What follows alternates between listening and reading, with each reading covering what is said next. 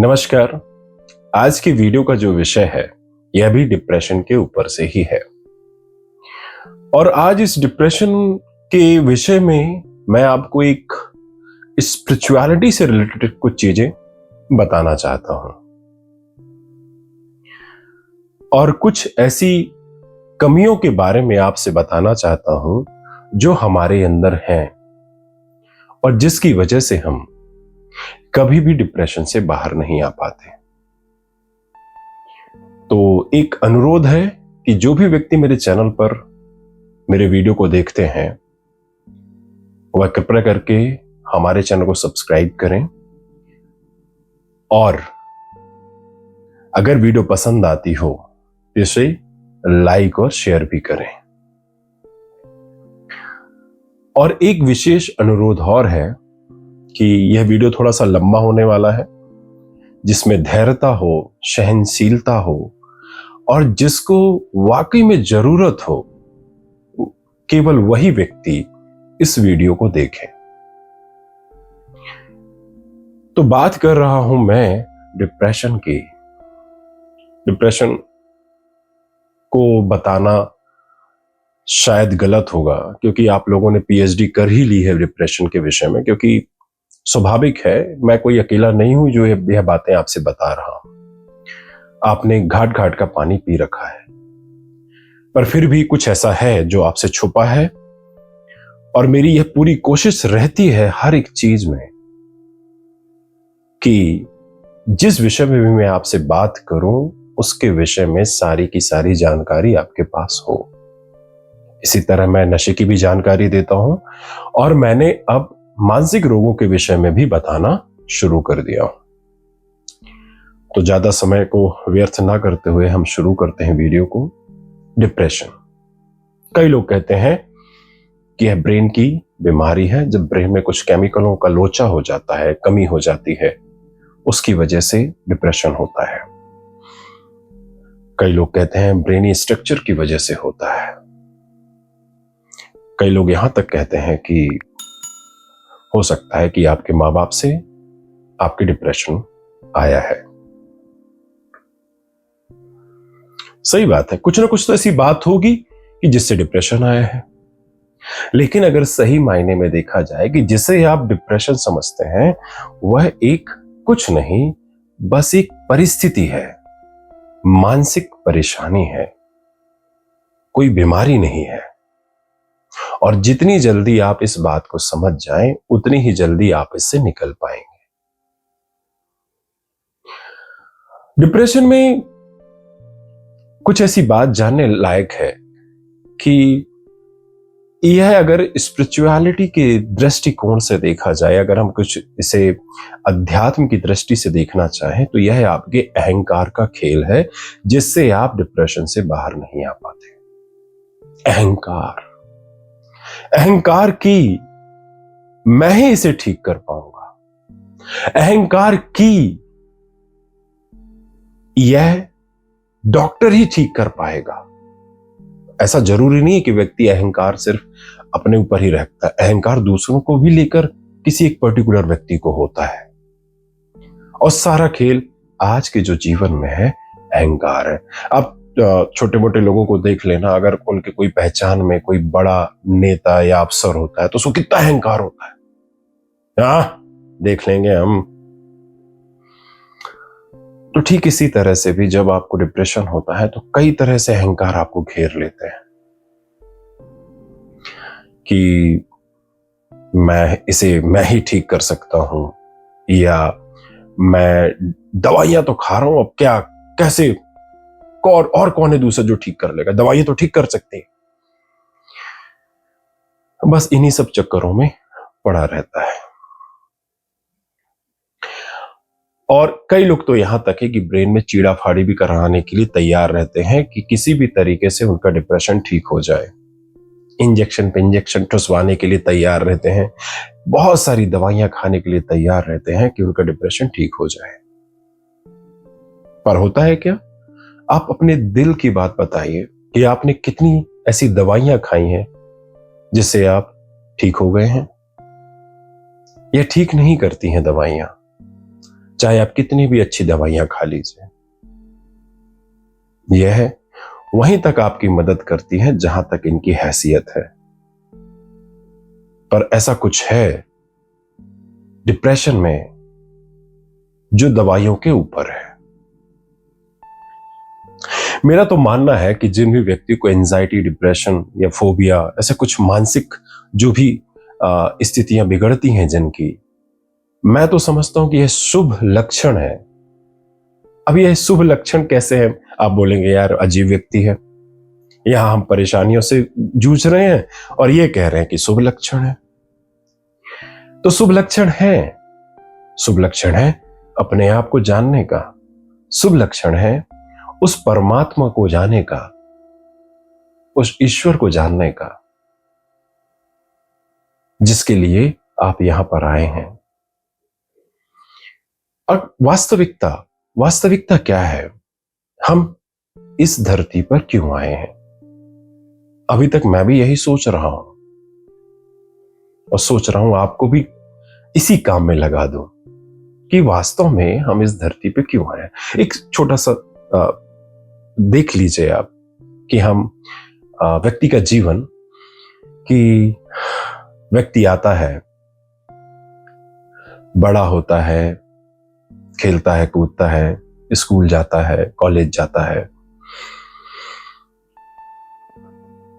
कमाने लगता है, शादी हो जाती है, बच्चे हो जाते हैं, धीरे धीरे और जीवन में आगे बढ़ता है, एक दिन बुढ़ापा आता है और निकल जाता है। क्या वास्तव में यही जीवन है? वास्तव में यही जीवन है? आप खुद बताएं। क्या ईश्वर ने हमें सिर्फ इसीलिए यहां पर भेजा है? कभी आपने जानने की कोशिश करी है? यकीन मानिए मेरा, अगर आप यह बात जानने की कोशिश करेंगे तो शायद यह डिप्रेशन आपको कभी नहीं होगा, कभी नहीं होगा। आप समझ रहे होंगे कि मैंने ये क्यों कहा कि शुभ लक्षण है जिनको एंजाइटी, फोबिया, डिप्रेशन होता है, क्योंकि उन्हें ईश्वर का यह एक संदेश रहता है कि बेटा, आपके जीवन में आपकी मौज मस्ती के अलावा भी कुछ ऐसा है जो करने लायक है। नहीं तो जीवन तो बस अय्याशियों में चला जाता है कि कौन से कपड़े पहने, कौन सी मूवी जाएं, कौन से गहने पहने, क्या खाएं, क्या पिएं, कैसे घर में रहें, कहां जाएं, कहां घूमें, फेसबुक में कैसी फोटो खिंचवाएं, व्हाट्सएप में कैसी डीपी लगाएं, जमाने की चीजें। यहां तक कि आज ऐसा है कि व्यक्तियों का जीवन जो हो गया है वह इंस्टा, फेसबुक, व्हाट्सएप तक ही सीमित हो गया है। फोटो को ना डालने दिया जाए उस दिन उनकी घबराहट, बेचैनी शुरू हो जाती है, फिर कहते हैं कि डिप्रेशन है। वही मैं कह रहा हूं कि ईश्वर आपको कहता है कि बेटा, इसके अलावा भी कुछ चीज है जिसमें आपको ध्यान लगाना है। और मैं शायद उन लोगों को बहुत खुशनसीब समझता हूं जिन व्यक्तियों के जीवन में डिप्रेशन, एंजाइटी आती है। उनको ईश्वर अपने लिए एक मौका देता है। नहीं तो कई लोग आते हैं, जिंदगी जीते हैं और चले जाते हैं और पता भी नहीं चलता। लेकिन यह ईश्वर की तरफ से आपको एक मौका है ईश्वर को जानने का, अपने आप को जानने का और एक चरम आनंद पाने का। मैं एक छोटी सी कहानी से आपको समझा दूंगा, और अगर वाकई में आपने इस कहानी को अपने ऊपर अप्लाई किया तो आप कितने भी गहरे डिप्रेशन में हो या कितनी भी गहरी एंजाइटी में हो, आप उससे बाहर आ जाएंगे।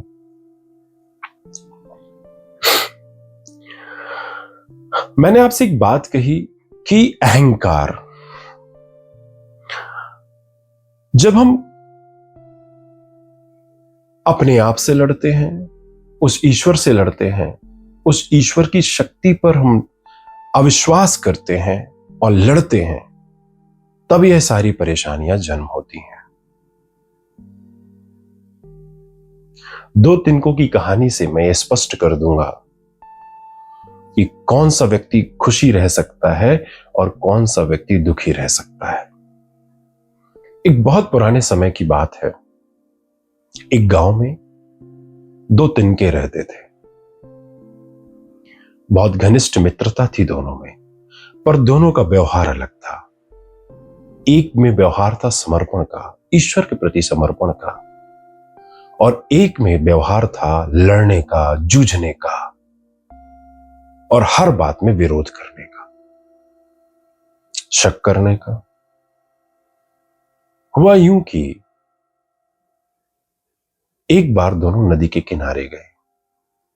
नदी प्रवाहमान थी, बही जा रही थी। तब हुआ यूं कि वह दोनों उस नदी में जा कूदते हैं। एक तिनका, जिसकी आदत थी विरोध करने की, शिकायत करने की, अहंकार की, वह नदी को रोकने की कोशिश कर रहा है कोशिश, बेतहाशा कोशिश कर रहा है। रुक जा। किंतु नदी रुक नहीं रही। वह कह रहा है कि मैं एक बूंद पानी नदी का उस तरफ नहीं जाने दूंगा, नहीं बहने दूंगा नदी को। मैं आज मैं इस नदी को रोक के ही रहूंगा। और लगा देता है पूरे जी और जान। बहुत तकलीफ होती है, बहुत पीड़ा होती है, और रोक नहीं पा रहा है, लेकिन रोक रहा है। नदी का पानी बहा जा रहा है, नदी के पानी को रोकने की कोशिश कर रहा है, पर रोक नहीं पा रहा है। नदी तो बही जा रही है। नदी को यह भी नहीं फर्क पड़ रहा है कि कोई रोक रहा है। नदी को यह भी पता नहीं है कि कोई अड़ंगा डाल रहा है। नदी तो बस बही चली जा रही है। पर फर्क इस तिनकों को पड़ रहा है। टूटा जा रहा है, बर्बाद हुआ जा रहा है, पर फिर भी घमंड यही है कि मैं रोक लूंगा, मैं रोक रहा हूं, बह के दिखा तू।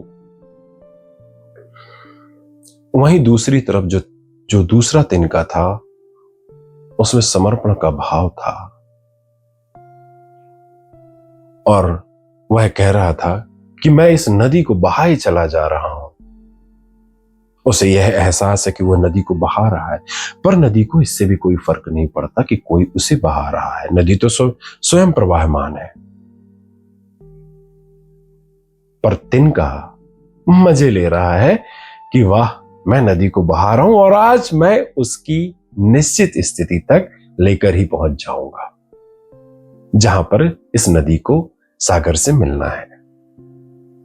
और बहुत मजे से उसमें वो बह रहा है। पहुंचना दोनों को ही एक ही जगह है, चाहे लड़कर पहुंचो, चाहे समर्पण करके पहुंचो।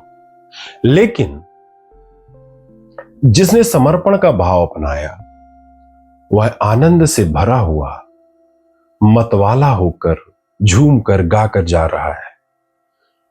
और जिसका स्वभाव विरोध का, अहंकार का, जो झारूपन, लड़ाकू, वह जूझ रहा है, पीड़ा से गुजर रहा है। तो क्या मतलब है? यहीं पर हम एक गलती करते हैं कि हम उस सर्वस्व पर विश्वास नहीं करते।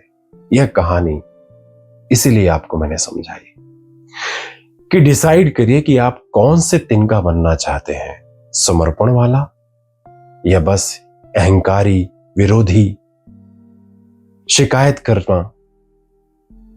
इस तरह इससे पॉसिबल नहीं होगा भैया। अगर ईश्वर के जगत में, अगर मानसिक स्थिति, मानसिक परेशानियों के जगत में कुछ अच्छा करना है, तो सर्वप्रथम अध्यात्म को अपनाना होगा, उस ईश्वर को अपनाना होगा। नहीं तो बस रोके रहेंगे पानी को, पर वो रुकेगा नहीं। यहां पर तकलीफ यही होती है कि व्यक्ति बस शिकायतें करता है। डिप्रेशन वाला व्यक्ति को देख लेना आप, शिकायतें बहुत हैं उसके जुबान पर। यह ठीक नहीं है, वह ठीक नहीं है, ऐसा ठीक नहीं है, वैसा ठीक नहीं है, तूने क्यों गलत किया, उसके साथ ऐसा क्यों हुआ, उसके साथ फिर क्यों हुआ। बने रहो यही तिनके, जब टूट टाट जाओगे, बिखर जाओगे, तब समझ में आएगी। मेरा अनुरोध है कि एक बार आप इस राह पर चल कर देखिए। यकीन मानिए, आप मुझे खुद मैसेज करके, कॉल करके कहेंगे कि समर्पण वाला तिनका बनना बहुत ही ज्यादा काम कर रहा। जब से मैंने समर्पण का भाव अपने जीवन में लाया है, जब से उस ईश्वर को अपनाया है, सद्मार्ग को अपनाया है, तब से मेरा जीवन उज्जवल हो गया है, खुशहाल हो गया है। यहां पर एक और बात कहना चाहूंगा कि जब जीवन में हम सारा ध्यान ईश्वर पे लगा देते हैं, उसकी भक्ति पर, उसकी शक्ति पर, उसके गान पर, उसके व्याख्यान पर, उसकी लीला पर, मजा ही आ जाता है। अपने दिल की बात कह रहा हूं आपसे। कितनी भी गोलियां खाइए, कितने भी इंजेक्शन लगवाइए, कोई फर्क नहीं पड़ने वाला है। फर्क सिर्फ इसी से ही पड़ेगा कि कौन से तिनके हैं आप। तो आज अपने आप को तोलिए, मोलिए और समर्पण का भाव अपने अंदर जागृत कीजिए और उस ईश्वर की बंदगी करिए। यहां पर एक और चीज कहना चाहूंगा, बहुत से लोगों की यह भी शिकायत होती है, मैं तो इतनी भक्ति करता हूं, फिर ऐसा क्यों होता है। मैं वैसा कहता हूं, ढोंगी भक्ति की बात नहीं कर रहा हूं, ढोंग की बात नहीं कर रहा हूं, दिल से। जहां पे प्यार होता है मेरे दोस्त, वहां पे शिकायत नहीं होती है। बस प्यार तो प्यार है, और जिसने उस ईश्वर से प्यार कर लिया, बस तो फिर उसको किसी से और से प्यार करने की जरूरत नहीं है। अगर आप यह बात मान लेते हैं, परम पिता परमेश्वर आपकी सभी परेशानियों को हर लेगा। यह मेरा वादा है आपसे। इस चीज में जरूर गारंटी दे सकता हूं, पर दिल से की हुई प्रार्थना, पाखंड नहीं, पाखंड की बात नहीं कर रहा हूं। अहंकार छोड़िए और जीवन को अपनाइए। आज के वीडियो में इतना ही, क्योंकि थोड़ा मेरे को लगता है कि शायद लंबा हो गया है। मैं अब डिप्रेशन के बारे में बोलना शुरू कर दिया हूं, तो धीरे धीरे इसी तरह से आपको किसी न किसी माध्यम से समझाता रहूंगा, और आप लोग का प्यार मेरे लिए सर्वोपरि है। मेरी यह आशा है कि आप मेरे चैनल को थोड़ा सा आगे बढ़ाएं और हमारे वीडियो को थोड़ा सा शेयर करें, जिससे ज्यादा से ज्यादा लोगों की मदद हो पाए। आज के लिए इतना ही। इतने प्यार से मेरी बातें सुनने के लिए आपका धन्यवाद।